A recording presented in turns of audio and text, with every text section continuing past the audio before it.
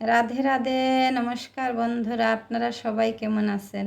আজ আপনাদের সামনে একটি ভিডিও নিয়ে এলাম, খুব গুরুত্বপূর্ণ ভিডিও। তো আমরা অনেকেই কিন্তু শরীরের বিভিন্ন অঙ্গ যখন কাঁপে তখন আমরা দুশ্চিন্তাগ্রস্ত হয়ে পড়ি, বা আমরা সবাইকে প্রশ্ন করি যে এই অঙ্গটি কাঁপলে কী হয়।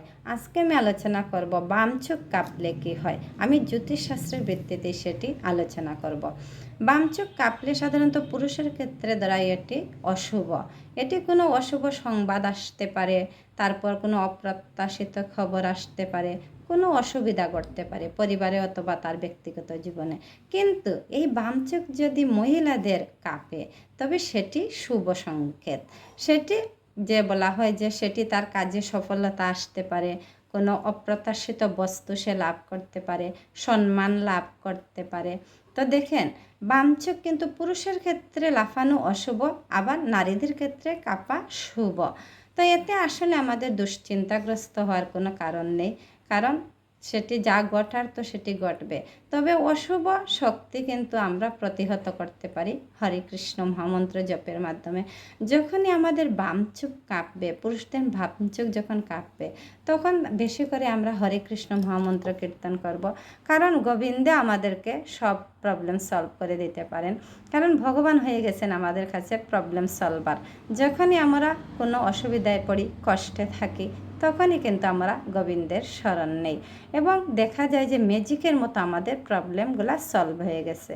তাই পুরুষের বাম চোখ যখন কাঁপবে তখন বেশি করে হরে কৃষ্ণ মহামন্ত্র কীর্তন করবেন এবং ভগবানের কাছে বসে ত্রিসন্ধ্যায় বসে বলবেন যে ভগবান, তুমি যদি আমার উপর কোনো অশুভ কোনো শক্তি এসে থাকে বা কোনো বিপদে এসে থাকে, তুমি আমাকে সেই বিপদ থেকে রক্ষা করো। কারণ ভগবান সর্বদাই তার ভক্তের জন্য প্রস্তুত, ভক্তকে সাহায্য করতে প্রস্তুত।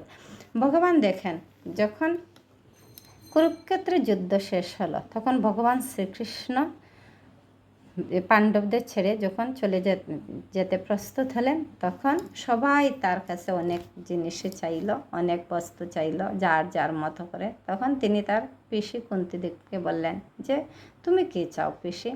তখন কুন্তিদেবী বললেন যে বাবা, আমি চাই আমি সব সময় যেন কষ্টে থাকি। তখন কৃষ্ণ আশ্চর্যান্বিত হয়ে বললেন, পিসি, সবাই সুখ চায়, সুবিধা চায়, তুমি কেন দুঃখে থাকতে চাও? তখন কুন্তী দেবী বলেছিলেন, হে গোবিন্দ, আমরা যখন দুঃখে ছিলাম, কষ্টে ছিলাম, তখন তুমি সর্বদা আমাদের সাথে ছিলে। আর যখন আমরা একটু সুখের মুখ দেখেছি তখন তুমি আমাদেরকে ছেড়ে চলে যাচ্ছ। তাই আমি চাই আমি যেন সর্বদা কষ্টে থাকি, তাহলে তোমাকে আমি সাথে পাবো।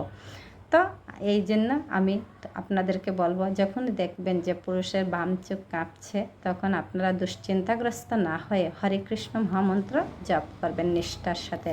হরে কৃষ্ণ। আজ এই পর্যন্তই। পরবর্তী ভিডিও নিয়ে আসার আগ পর্যন্ত সবাই ভালো থাকুন, সুস্থ থাকুন।